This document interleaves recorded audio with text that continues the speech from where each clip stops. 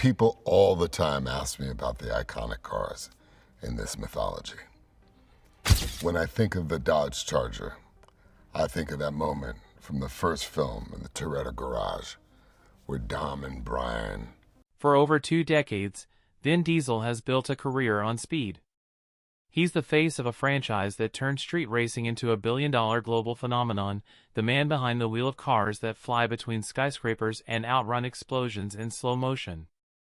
But step away from the cameras, away from the stunt coordinators and the green screens, and there's a quieter version of that obsession. A real garage. Real engines.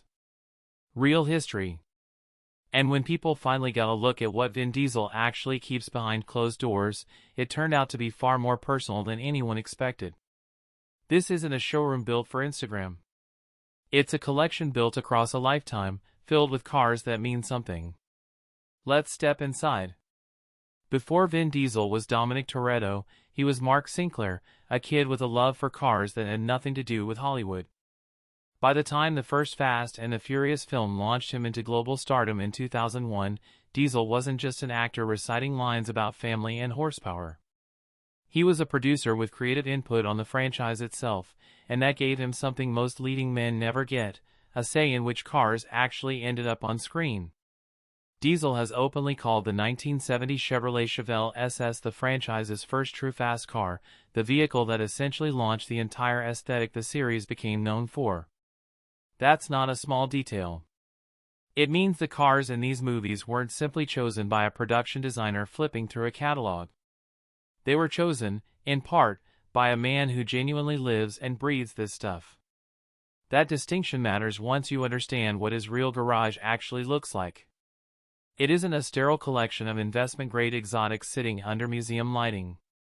It's a working tribute to American muscle, built car by car, decade by decade, with the kind of personal logic that only makes sense once you know the stories behind each one. No single car is more tied to Vin Diesel's on-screen identity than the 1970 Dodge Charger R/T. In the Fast and Furious universe, this is Dom Toretto's signature ride, the car built by Dom and his father, the car that survives street races, train crossings, and explosive set pieces across multiple films. It has become something close to the unofficial mascot of the entire franchise.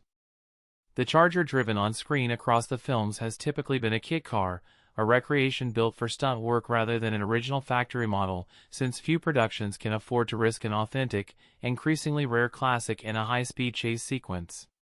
But Diesel's personal, real-world Charger is the genuine article, a true 1970 R/T, complete with a Hemi V8 producing well over 400 horsepower.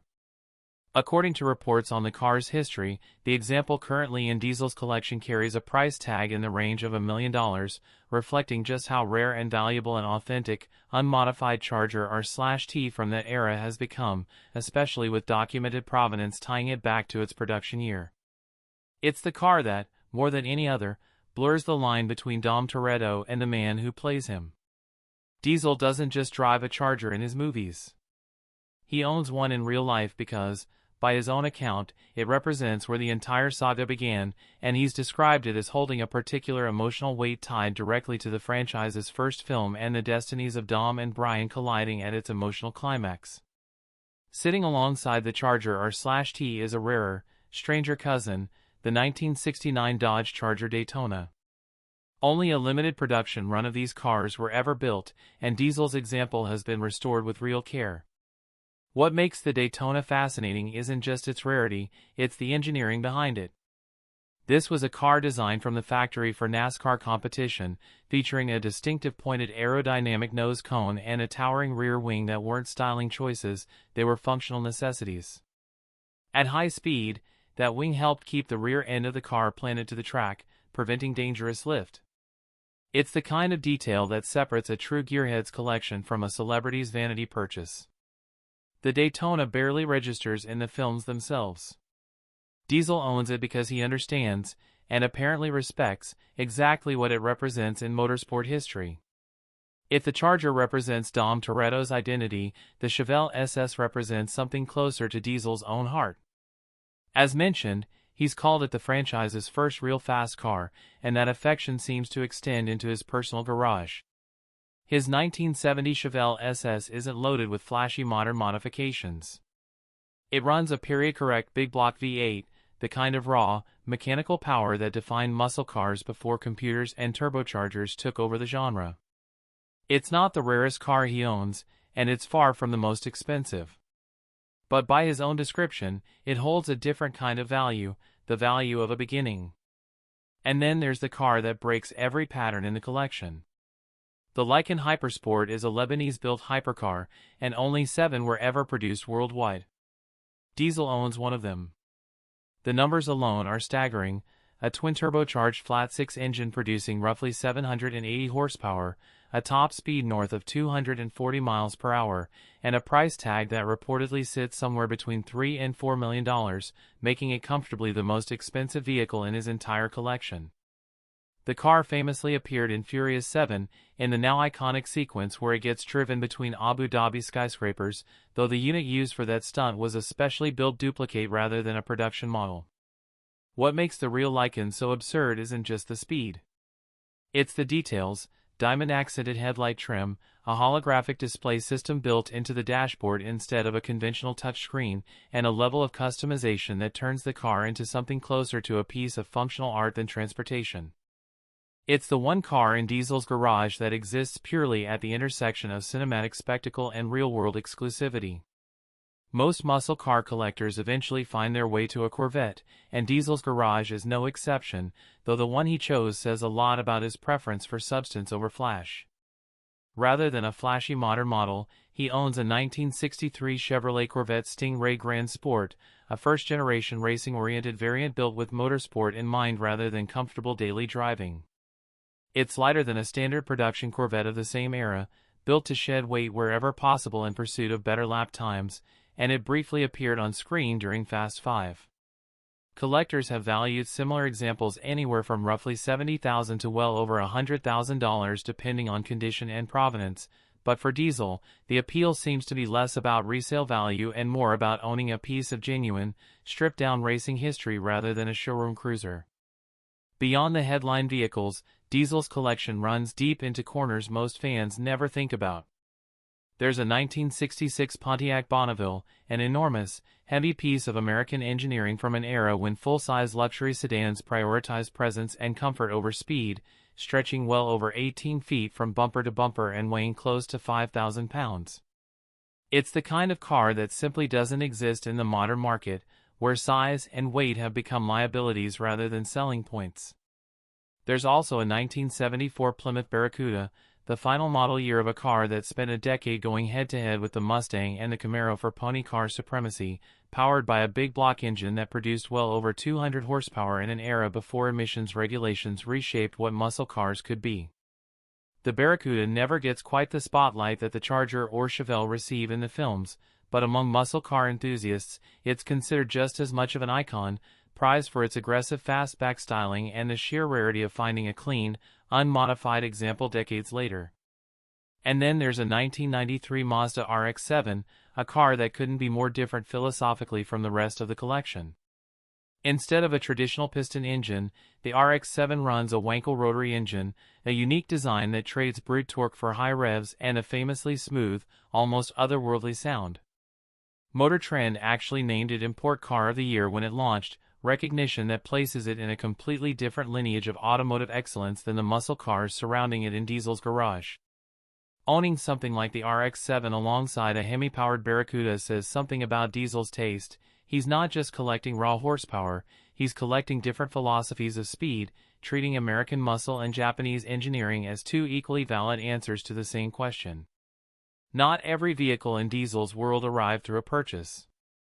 In 2015, his longtime Fast and Furious co-star Tyrese Gibson surprised him with a heavily customized Mercedes-Benz Sprinter van, styled with Rolls-Royce-inspired touches, including the marque's signature ornamental detailing and a fully reworked, luxury-grade interior. Gibson had built a similar van for himself first, then decided to surprise his on-screen and real-life friend with one of his own as a belated birthday gift. It's a strange, almost charming outlier sitting among million-dollar hypercars and vintage muscle, a tall, unassuming van that exists purely because of friendship rather than horsepower figures. Then, In 2021, while filming F9, Diesel's cast and crew surprised him on his 52nd birthday with another kind of gift entirely, a heavily modified 1970 Dodge Charger built by the performance shop Speedcore, nicknamed the Charger Tantrum. Powered by a twin-turbocharged Mercury Marine racing engine producing well over 1,000 horsepower, the build reportedly cost more than $600,000 to complete. Diesel was visibly emotional receiving it, and in the moment, he specifically acknowledged Paul Walker, tying the gift back to the friendship and legacy that shaped the entire franchise. Which brings us to the part of this story that has nothing to do with horsepower numbers at all. When Paul Walker died in November 2013, it wasn't just a loss for the franchise. For Diesel, it was the loss of someone he had worked alongside for over a decade, someone whose on-screen partnership with him had grown into a real friendship off camera. That loss didn't stay confined to interviews and tribute speeches. It became something Diesel built into his actual life. He is godfather to Meta Walker, Paul's daughter, a role he has taken seriously in the years since her father's death. In 2021, it was Diesel who walked her down the aisle at her wedding. And in one of the most quietly emotional gestures connected to this entire story, Diesel and his wife named their youngest daughter Pauline, a deliberate echo of Paul's name. In a later interview, Diesel explained that as he cut the umbilical cord at her birth, he felt his late friend's presence with him, and that naming his daughter Pauline was a way of keeping Paul's memory woven into his own family going forward. That connection extended into the films themselves. The 1994 Toyota Supra that Walker's character drove in the very first Fast and the Furious movie became one of the most recognizable cars in the franchise's history, and an original example used during filming reportedly sold at auction for roughly $550,000 years later, an extraordinary number for a car that originally retailed for a fraction of that price. The story of Brian and Dom earning each other's trust over that car has become inseparable from the larger story of Walker and Diesel's real friendship. Taken together, the cars inside Vin Diesel's collection tell a story that's bigger than any single price tag or horsepower figure. There's the Charger and the Chevelle, representing where his on-screen identity and his personal taste first overlapped. There's the Daytona and the Bonneville, representing a genuine respect for automotive engineering history that has nothing to do with movies at all. There's the Lykan Hypersport, representing the franchise's evolution into global, big-budget spectacle. And there's the Sprinter van and the Charger Tantrum, representing friendship, gratitude, and a found family built over 2 decades of filming together. It's not a showroom.